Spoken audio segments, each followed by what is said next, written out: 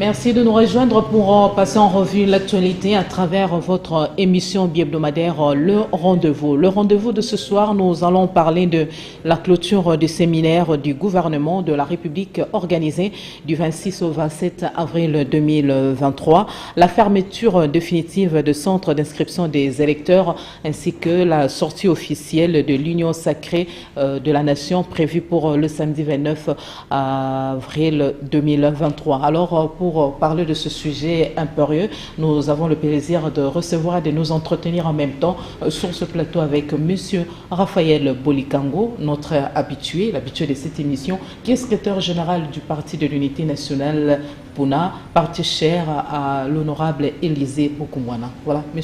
Raphaël, bonsoir. Bonsoir, Maman Adèle Bissosa. Voilà, en forme. Bon, nous sommes toujours prompts pour répondre à vos invitations en vue d'éclairer l'opinion et partager certains enjeux de politique de l'heure. Voilà, on parle du 29 avril 2023. Est-ce que la simple adhésion à l'Union sacrée au fleuve Congo-Otel ne suffisait pas pour aller encore au stade de martyr? Merci, Maman Adèle. C'est tout à l'heure là que le stade de martyr sera comble et essayer de faire un tour. Vous allez déjà sentir que au moment où nous parlons, il y a déjà la population quinoise qui est déjà prête, qui s'avance afin de remplir tous les gradins du stade. Mais en ce que vous disiez là, par rapport à l'adhésion, vous devez savoir que au niveau de l'Union sacrée de la nation, il y a eu deux catégories des adhésions. C'est-à-dire, il y a eu d'abord le premier groupe qui a été déjà dès le départ, lorsqu'il y a eu la transhumance, lorsqu'on a réformé les différents groupes parlementaires au niveau de l'Assemblée nationale, et il y a eu, par ce révérément-là, il y a eu un groupe qui s'était déjà annoncé dans Task Force et que c'était déjà le prélude de l'Union sacrée de la nation. Mais lorsqu'on parle d'adhésion, c'est les partis politiques et les regroupements politiques qui viennent de rejoindre les rangs de l'Union sacrée après déjà qu'il y ait déjà eu le bureau définitif de l'Assemblée nationale et du Sénat, après qu'il y ait eu déjà l'effectivité du gouvernement Samalou Kondé, comme que la liste n'est pas exhaustive, le chef de l'État a considéré que nous devions ouvrir les portes afin que nous ayons la majorité de la population congolaise. Donc il y a les adhérés de seconde part et d'une part il y a les confirmés. Voilà, quelle réponse donnez-vous à cette catégorie de la population qui pense que l'Union sacrée de la nation veut faire du Wenge Muzika, remplir les stades, alors qu'il est question de donner des solutions aux problèmes récurrents de Congolais? Madame, il n'est pas exclu qu'il y ait des rassemblements populaires. La Constitution permet... Prouver aux gens de faire de sales combles.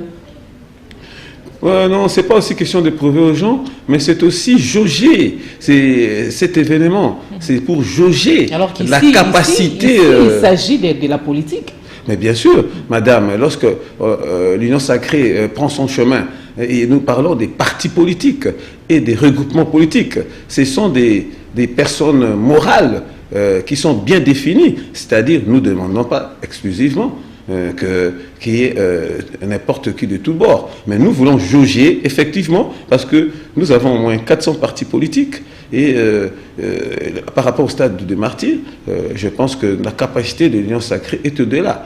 Donc, madame, ce n'est pas question de prouver quoi que ce soit, mais c'est question de jauger, de nous jauger, et afin d'avancer, d'aller dans notre parchemin qui a comme résultante gagner les élections qui viennent avec comme chef de l'État Félix-Antoine Tshisekedi qui sera réélu et avec pour soubassement la majorité parlementaire de toutes les institutions législatives nationales que provinciales.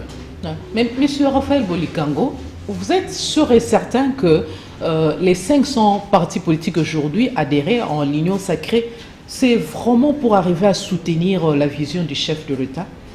Il n'y a pas anguille sous roche, il n'y a pas fourmi sous pierre? Madame, c'est comme dans une équipe de football, c'est comme en sport. Lorsqu'il y a une équipe qui veut renforcer ses rangs, il y a les joueurs, on appelle souvent ça le mercanto. Il y a des joueurs qui viennent de par-ci, par-là. Et c'est du professionnalisme aussi. Parce que, disons-le, actuellement, la RDC, nous entrons dans un professionnalisme politique. À l'époque, c'était l'époque des amateurs. Mais maintenant, les choses sont resserrées de telle manière que vous voyez même que vous parlez même que nous avons 400-500 partis politiques qui ont adhéré. Mais vous voyez qu'il y aura toujours un recadrement parce que avec les conditionnalités des élections par rapport au seuil de recevabilité et au seuil d'éligibilité, on doit resserrer les rangs pour ne pas aller en voie dispersée. Voilà, donc... Voilà, 29 avril 2023, date importante qui marque la sortie officielle de l'Union sacrée de la nation. Vous, personnellement, M. Raphaël Boulikamou, vous y allez pour quelle raison véritable? Madame Adèle, la première raison, je suis membre du parti de l'unité nationale, PUNA, qui est un allié naturel à l'UDPS. Nous avons lutté ensemble pour changer les choses, qu'il y ait une nouvelle donne politique et engendrer une nouvelle classe politique. Nous étions avec UDPS. Pendant tout ce parchemin, nous avons vécu dans l'opposition avec les autres partis politiques. Il y avait le G14 et il y a eu tant de ramifications. Alors, pour le moment, nous avons fait l'effort. Par notre lutte non armée, nous avons accédé au pouvoir. Et nous devons consolider notre rassemblement des acteurs politiques autour d'une structure. C'est ainsi que nous appuyons l'Union sacrée de la nation pour que parce que nous prenons aussi connaissance les uns les autres, parce que nous formons maintenant une grande famille, la famille RDC,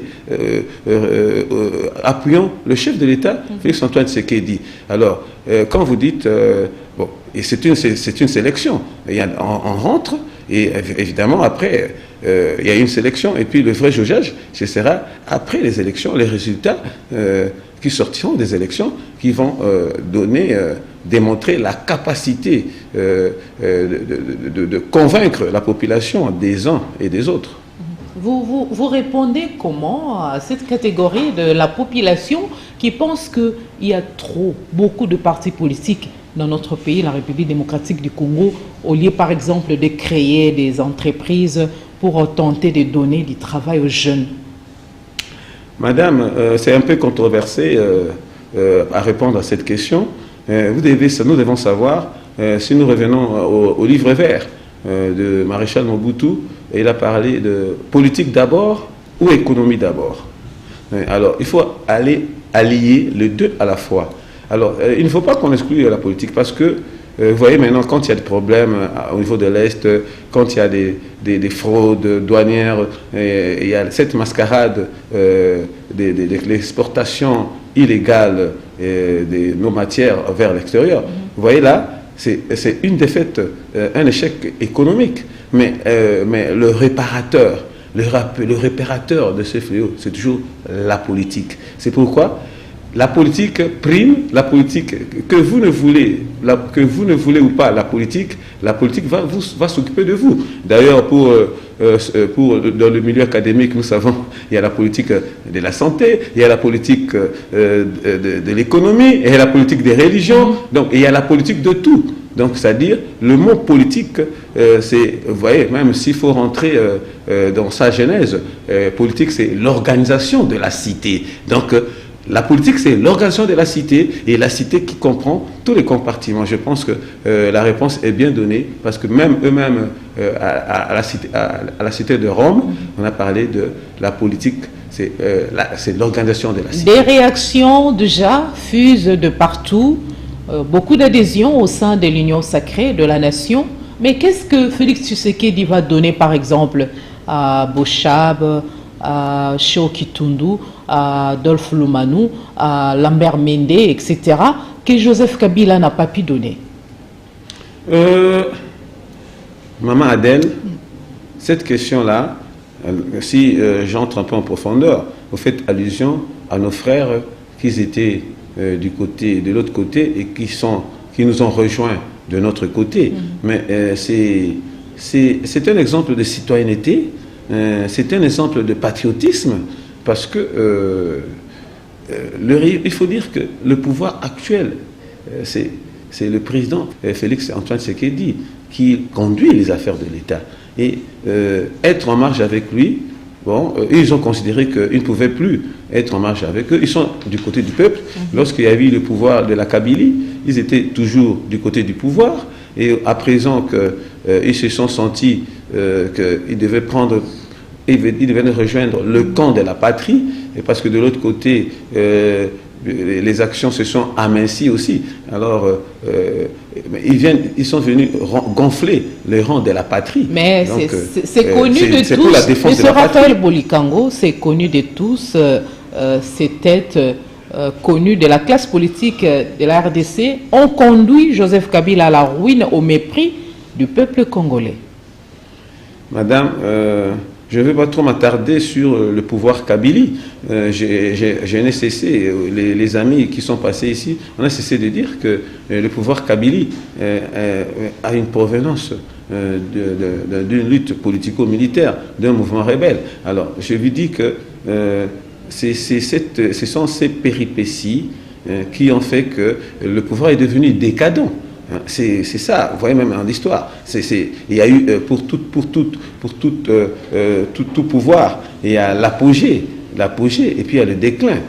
On ne peut pas aller autrement. Alors c'est lorsque la Kabylie est en déclin, et maintenant qu'ils ne sont plus aux affaires, et surtout qu'il faut savoir que le président Joseph Kabila avait fait tous ses 2 mandats, sans oublier le mandat politico-militaire. Donc, c'est-à-dire, de ce côté-là, il fallait faire l'alternance. L'alternance, c'est ça même la politique même, c'est ça même les signes de la démocratie. C'est une alternance. Voilà, M. Raphaël Bolikango, ces politiques ont été avec Laurent Désiré Kabila, Kabila Joseph et Mobutu, et le pays a sombré. Qu'est-ce qui va changer maintenant, lorsqu'ils adhèrent en l'union sacrée?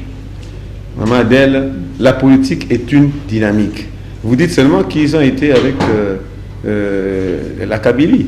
Mais quand je prends, par exemple, quand vous parlez de mon grand Atundu, Atundu a été aussi avec Mobutu. Après Mobutu, il a été avec la Kabylie. Après la Kabylie, il a rejoint le camp de la patrie avec notre chef de l'État, Félix Antoine Tshisekedi Tshilombo. Donc vous voyez que la politique est dynamique et maintenant c'est comme du professionnalisme, mais lorsque on est ancré à défendre la part de la population, on ne peut qu'aller là où on est en train de débattre pour chercher une solution à la faveur de la population, où il y a l'intérêt général. On ne peut pas être toujours négativiste. Il y a des gens qui n'aiment pas être négatifs dans leur vie. Alors, voyez-vous. Donc, voilà, la rumeur, je dis bien la rumeur, circule qu'il y a une dépense de 15 millions pour ces rendez-vous du 29 avril au stade des Martyrs, alors que les fonctionnaires ne sont pas payés. La misère bat son plein. Madame, les rumeurs, c'est comme on dit la radio trottoir, mais vous devez savoir que l'Union sacrée de la nation maintenant a pris corps comme une structure bien organisée. Alors, vous devez savoir que l'Union sacrée de la nation n'émarge pas du trésor public. Il y a les réglementations, il y a les chapitres qui sont bien définis dans les statuts qui spécifient les provenances des ressources. Vous devez savoir que l'Union sacrée comme telle, les ressources proviennent des cotisations des membres, et nous avons différents membres qui sont dans différentes fonctions. Et deuxièmement, il y a aussi les dons et legs. Voilà, il y a des bonnes volontés de part et d'autre. Et en troisième lieu, il y a aussi la subvention. Donc voilà, et la subvention peut venir par des entreprises ou privées. Voilà, donc si vous parlez de 15 millions, je ne sais pas je ne fais pas partie de la sous-commission de logistique et des finances, mais vous devez savoir qu'on n'a pas soustrait l'argent dans les trésors publics. Ça provient des cotisations. Mais je m'abstiens de confirmer les 15 millions parce qu'on n'a pas eu la réunion de la conférence des présidents pour statuer, pour nous rendre rapport de l'état financier. Ça sera fait après la cérémonie. Pourquoi ne pas faire différent de ce que l'on a vu sous Kabila, Joseph, car vous faites de la même chose que vous avez décrit sous Kabila, Joseph? Madame, faire la même chose, je ne pense pas faire la même chose pour dire identique. Il y a beaucoup de points de convergence. Oui, mais prompt à dire que c'est identique. De façon de procéder. C'est pas identique. C'est pas identique. Mais nous n'excluons pas qu'il y a quelques points de convergence inhérents aux activités politiques de par le monde. Donc, on ne peut pas tout exclure. Nous ne disons pas ce qui a été impair a été tout mauvais, ou ce qui a été la Kabylie que tout a été mauvais. Et il y a toujours, il faut prendre le bon gré de livrer. Donc, où est parti les slogans le peuple d'abord? Mais c'est tout un projet de société, le peuple d'abord. On n'a rien senti, rien vu de cette phrase magique au début de mandat de Tshisekedi. Mais madame, vous êtes sans ignorer qu'au début du pouvoir Tshisekedi, le président de la République, Fachi, n'avait pas les mains libres pour imprégner toute son action au sein du gouvernement. Vous savez, on a eu des problèmes. C'est pour ça qu'on a recouru, toujours je ne reviens pas tellement à ça, on a recouru au mariage fait cesser cash pour que quand même chercher un brin d'issue pour qu'il y ait une cohérence dans la coordination de l'action gouvernementale. Nonobstant cela, ça n'a pas bien marché aussi, et c'est ainsi qu'il y a eu cette transhumance, parce qu'on devait donner au chef de l'État n'avait pas le chef de l'État n'a pas de suppléant. Le chef de l'État n'a pas de suppléant. On devait tout faire pour que le chef de l'État, qui a un pouvoir quinquennal, de bien conduire les affaires de l'État en tant que garant des institutions. Mais quant à dire les parlementaires ont des suppléants. Le chef d'État n'a pas de suppléant. Voilà la différence, maman. Donc, mais est-il que, comme à chaque période, à chaque gouvernement, à chaque législature, on doit imprégner la vision du chef de l'État, parce que sans cela, on est en abracadabra. Voilà. Donc, voilà. Voilà, merci pour cet éclairage. On va évoluer, parler autre chose. Nous sommes en train de nous entretenir avec le secrétaire général du Parti de l'Unité nationale PUNA, M. Raphaël Bolikango. Clôture du séminaire du gouvernement de la République, séminaire organisé du 26 au 27 avril 2023. À l'issue de travaux de ces séminaires, l'équipe SAMA 2 signe un acte d'engagement et d'éthique qui constitue un acte de foi et d'adhésion à la vision du chef de l'État Félix Tshisekedi. Le dit acte n'est pas une contrainte, M. Raphaël Bolikango. Madame Adèle, c'est pour éviter certains dérapages, c'est pour éviter l'incohésion, l'incohérence autour de l'action gouvernementale. C'est le président de la République qui est le chef de l'État et le Premier ministre dirige le gouvernement. Donc, le Premier ministre et son gouvernement appliquent les directives du chef de l'État. Parce que c'est le chef de l'État qui va défendre son mandat à la fin de sa mission. Donc, si je comprends bien, si ce n'est pas une on contrainte... devait recadrer, ce n'est pas la première. Je pense même depuis Mobutu, depuis le marché de Mobutu, lorsqu'il y a toujours remaniement ou réajustement structurel, il y a toujours les séminaires. Vous vous en souviendrez, même à l'époque du comité central. Il y avait toujours, avant la session ordinaire du comité central, il y avait toujours le séminaire de réflexion qui les prenait 48 heures avant qu'ils entrent en plein air. C'est toujours pour préparer. C'est toujours, maman, il faut être sportif. Donc, avant d'entrer le terrain, le système de jeu, les objectifs doivent être assignés à chaque secteur pour que la machine marche. Donc, si je vous comprends bien, M. Raphaël Bolikango, si ce n'est pas une contrainte, c'est un acte de foi. la signature de ces documents? Maman, ce n'est pas une contrainte ni un acte de foi. Il va de soi que lorsqu'il y a toute une équipe, lorsqu'une équipe des hommes, que ce soit dans un avion, il y a toujours le commandant de bord et il y a les commis de bord, les protocoles. Que ce soit dans un paquebot, il y a toujours le pouvoir est toujours vertical. Et c'est toujours le pouvoir vertical pour que les choses avancent. Parce que lorsqu'il n'y a pas il n'y a pas une conduite qui donne des bonnes directives et qu'il n'y a pas une bonne application, vous voyez que l'équipe pourra être butée à certains embûches. Mais madame, il va de soi que le gouvernement s'est retiré pour 48 heures afin de recadrer, parce qu'il y a eu quand même certaines entrées, il faut le savoir. Bon, il y a la plupart qui ont été reconduits dans leur ministère, mais pour ceux qui ont rejoint ou ceux qui ne marchaient pas très bien, un problème de recadrage, c'est toujours comme un match de football. Les séminaires du gouvernement, à la mi-temps, on essaie un peu de donner un nouveau recadrage. Les séminaires du gouvernement a été clôturé par le chef de l'État et avait pour objectif principal la consolidation de la cohésion et de la solidarité au sein du gouvernement.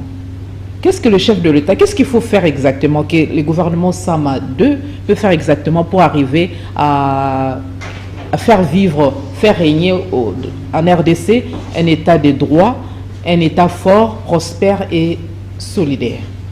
Madame, il y a un canevas. Donc, le chef de l'État et le gouvernement ont un canevas qui sont tracés. Et il y a plusieurs commissions sectorielles, madame. Il y a la commission économique et la commission des affaires, la commission des relations internationales, la commission de la défense, la commission aménagement. C'est-à-dire, il y a différents secteurs clés où on devait booster.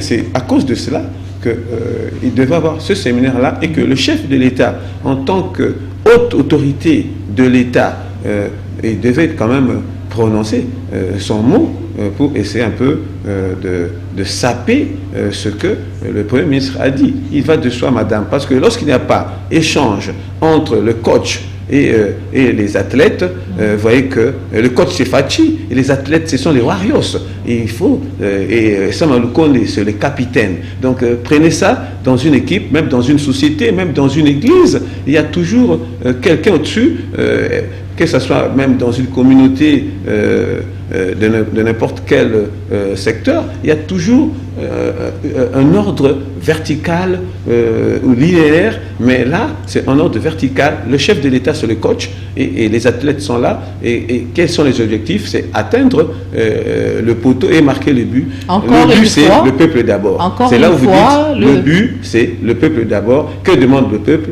C'est comme quoi il y a 4 éléments je pense que demande le peuple, soins santé, enseignement, le ventre et aussi la paix. Et la paix, c'est pour ça nous continuons à lutter. Le chef de l'État et son équipe sont en train de tout faire pour que la paix règne à l'Est.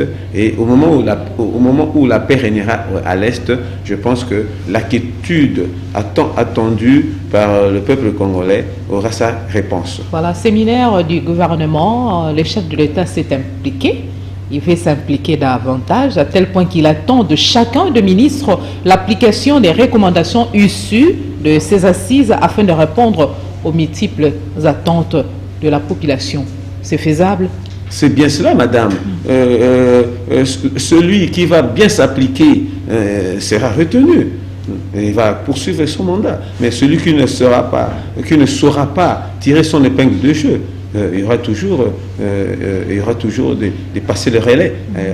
Il y a beaucoup des acteurs qui sont en réserve de la République. Ça, vous le savez. Voir ces assises, on peut se le dire que le gouvernement se cherche une nouvelle cohésion.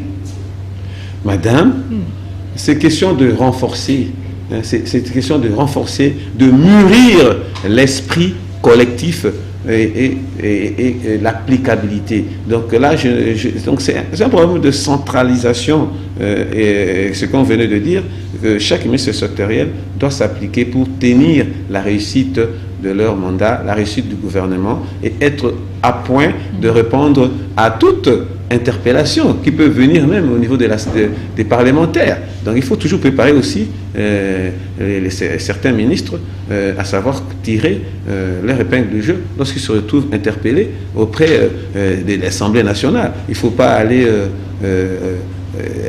à pas de souris.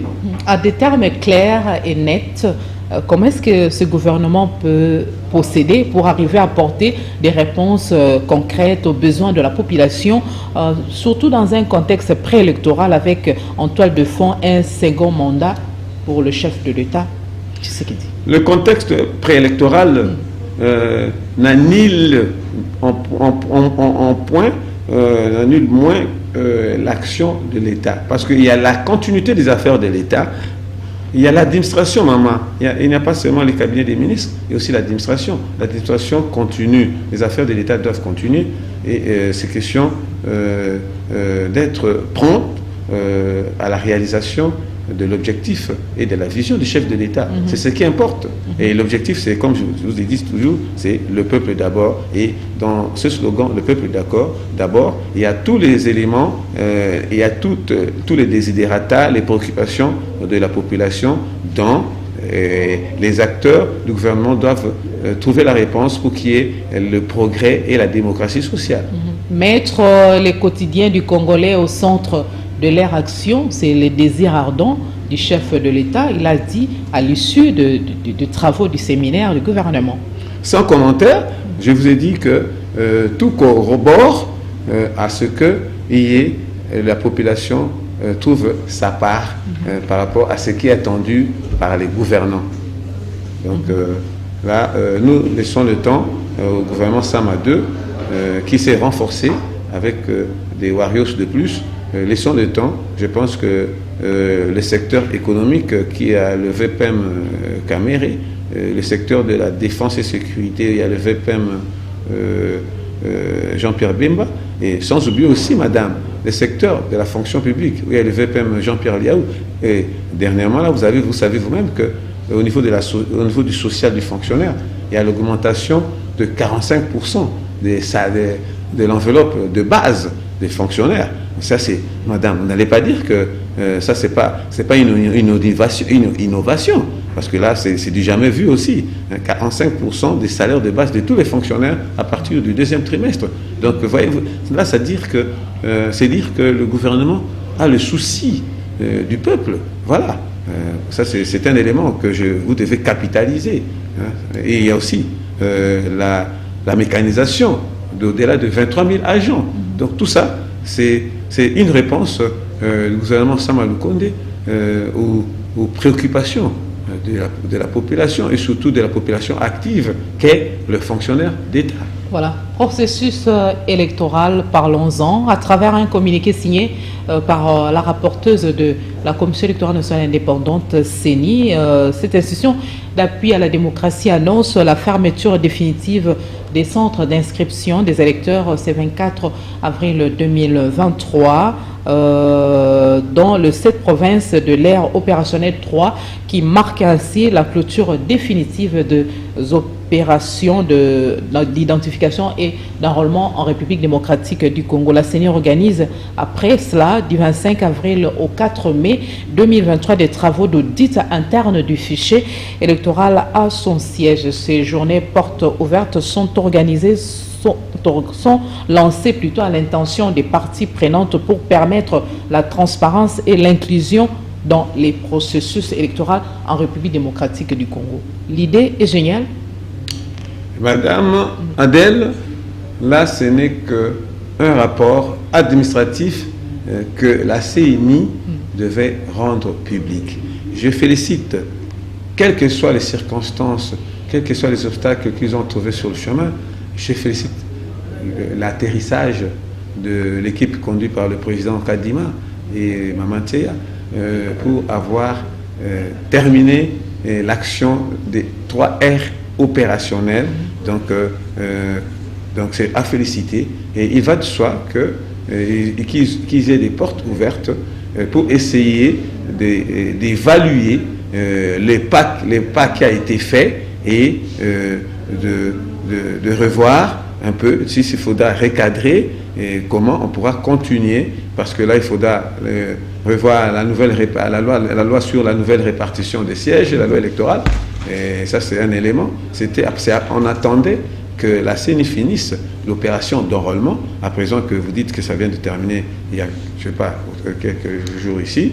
Donc il va de soi maintenant que la CENI peut donner le socle, peut donner les éléments, le soubassement à l'Assemblée nationale. C'est un peu difficile aussi pour eux, parce qu'ils disent que les moyens ne suivent pas tellement, mais je pense que le gouvernement Sama 2, sachant que la finalité de cette année 2023 est les élections, ils ne vont pas ménager leur effort pour ne pas appuyer la CENI matériellement, financièrement, pour avancer le processus électoral et tendre vers les élections qui sont l'aboutissement du processus. On parlait des journées portes ouvertes, M. Raphaël Bolikango. Donc pendant 8 jours, la Commission électorale indépendante CENI va procéder à la finalisation, la consolidation et au traitement des données collectées lors de l'identification et l'enrôlement des électeurs.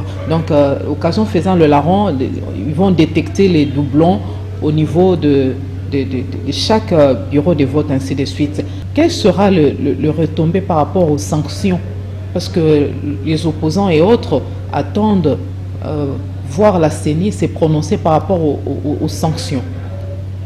Madame, de ce côté-là, vous venez dire que la CENI, je pense, si elle n'a pas elle est dans l'opération de nettoyage des fichiers. C'est pour détecter les doublons, les mineurs, ceux qui sont relais photo sur photo. Quand est-ce que la CENI va saisir la justice en vue de sanctionner les tricheurs? Bon, madame, oui, la CENI, bon, est-ce que dans les temps passés, est-ce que les doublons de 2006, les doublons de 2018 ont été sanctionnés négativement, pénalement? Je n'ai pas vu ça. Il y a un problème de jurisprudence. Les doublons passés, ils n'ont pas été sanctionnés pénalement, mais je pense que la sanction, c'est de les extraire de l'élection en tant qu'électeur.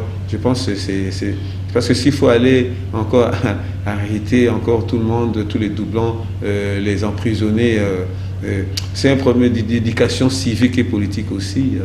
Donc je pense que c'est un peu aléatoire, mais l'essentiel c'est que de les débouter totalement, qu'il ne soit plus, qu'il n'y ait plus la qualité d'électeur. Je pense que leur retirer la qualité d'électeur suffit. Et de même, ça sera ainsi pour les probables candidats. Lorsqu'il va venir pour le cas des candidats, on vous déboute seulement. Moi je pense là, mais il faudra encore là beaucoup de gymnastique pour moraliser la population avec cette histoire-là d'inconscience. Voilà, 2023, élection, un mythe ou une réalité, dans un contexte préélectoral attendu où la présidentielle est théoriquement prévue le 20 décembre 2023, si la situation sécuritaire, n'est-ce pas, s'améliore à l'est de la RDC. M. Raphaël Bolikango. Moi, je soutiens que nous devons aller aux élections avec toute la population congolaise issue des 26 provinces et des 145 territoires. Il va de soi que nous n'octroyons pas un territoire donné. Alors, cette fois-ci, pour que nous ne continuions pas à être dans ces élections partielles de façon régalienne, il serait souhaitable que la patrie, et je demande à tous les opérateurs politiques de l'opposition, que ceux du pouvoir, de mettre leur effort ensemble pour qu'on déboute, qu'on extirpe la guerre à l'Est, qu'on renvoie ça au-delà de nos frontières, et ça sera une des raisons que les élections seront obligatoires à ce moment-là. Mais lorsque il faut maintenant aller poser, madame, si on peut faire du vice-versa, allez un peu poser la question à ceux qui sont à Massissi ou à Bunagana, dites-leur que, bon, nous, vous êtes Congolais, mais quand vous êtes de ce côté ici où ça ne marche pas tellement, où il y a les multinationales qui sont en train de continuer leur fraude habituelle, là, mais que ça va cesser, et que nous allons faire nos élections sans vous. Quelle sera la réponse? Je pense que les gens qui sont de ce côté-là, des Kibumba, des Bunagana, ils vont nous dire que attendez-nous, ne nous laissez pas, prenez-nous en compte dans votre lot. Donc je pense que nous avons conjugué les efforts. Si en tout cas, je vois là maintenant que la communauté internationale et la communauté africaine a compris que on doit mettre fin à ce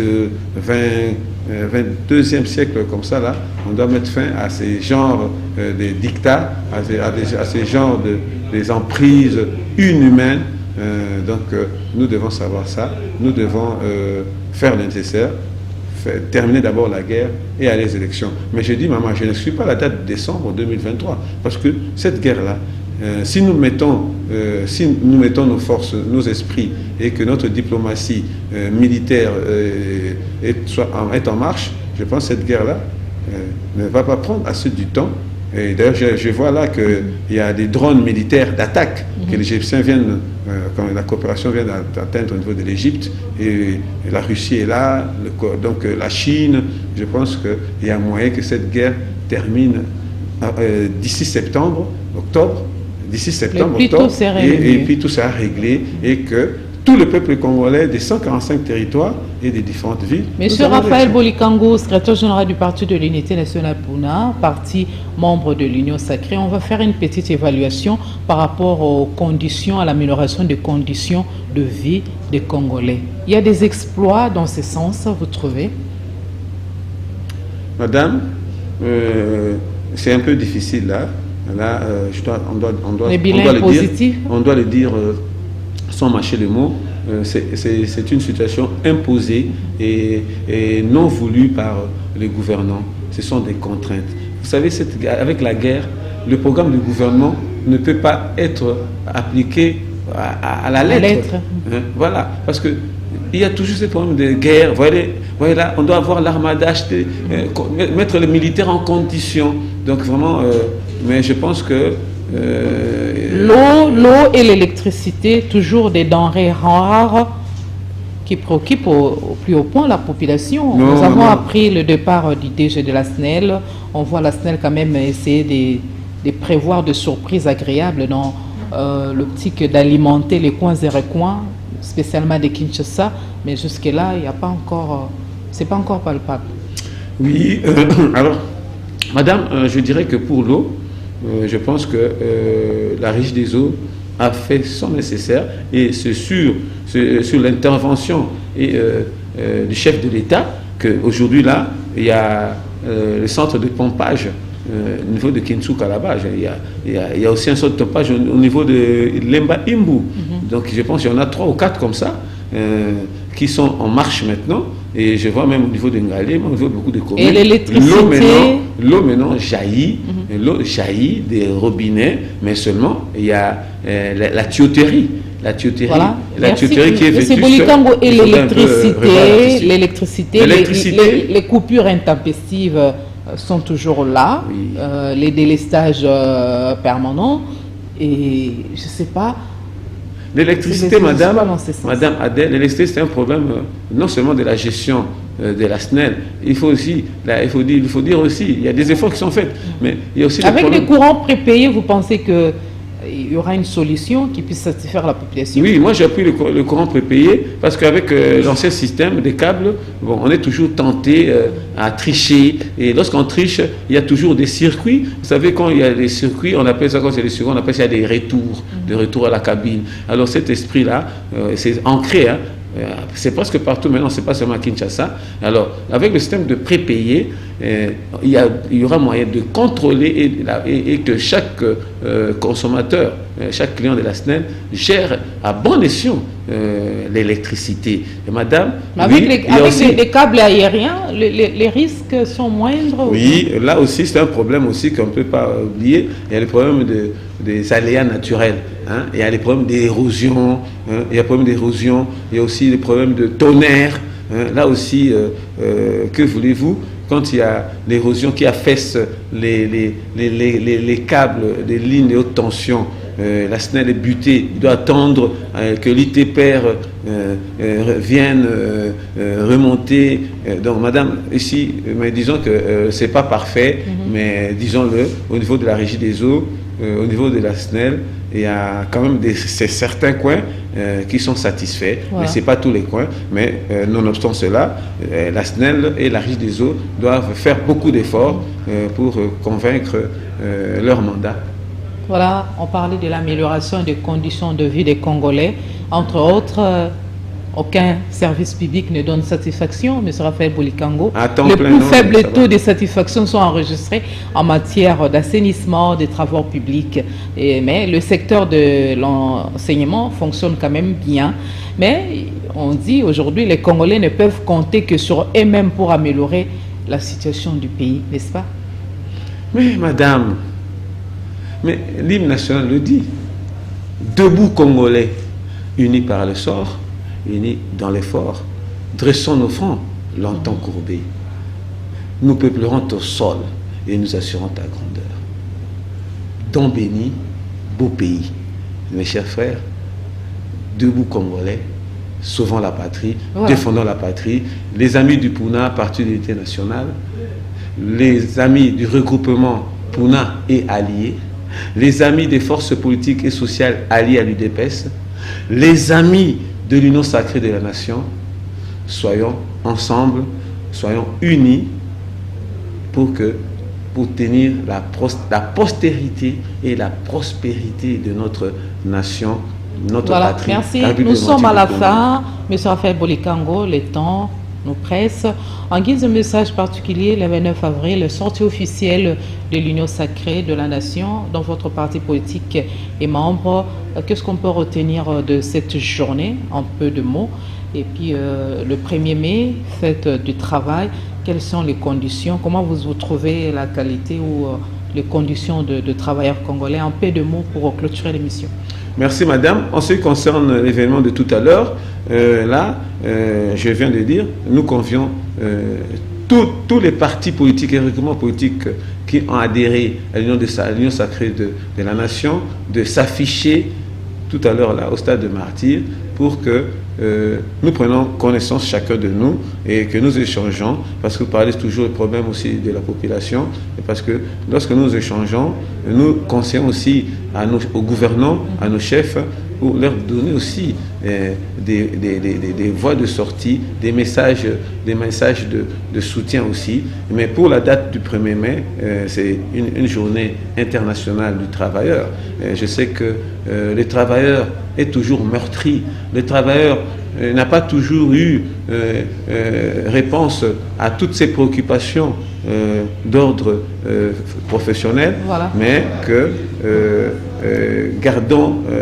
tenons bon, tenons le fer et que voilà, un jour ça va changer. Merci beaucoup M. Raphaël Bolikango pour cette disponibilité. Je vous en prie madame Adèle, mais je ne peux pas terminer sans présenter mes civilités à l'autorité morale Élisée Boukoumouana Maposo, voilà. Mon président national, pour ce qui est en train de faire pour que le parti... C'était M. Raphaël Bolikango, grand merci, secrétaire général du Parti de l'Unité nationale PUNA, et secrétaire exécutif de parti allié à l'UDPS, aménagère, géographe, tout ça c'est lui. Voilà.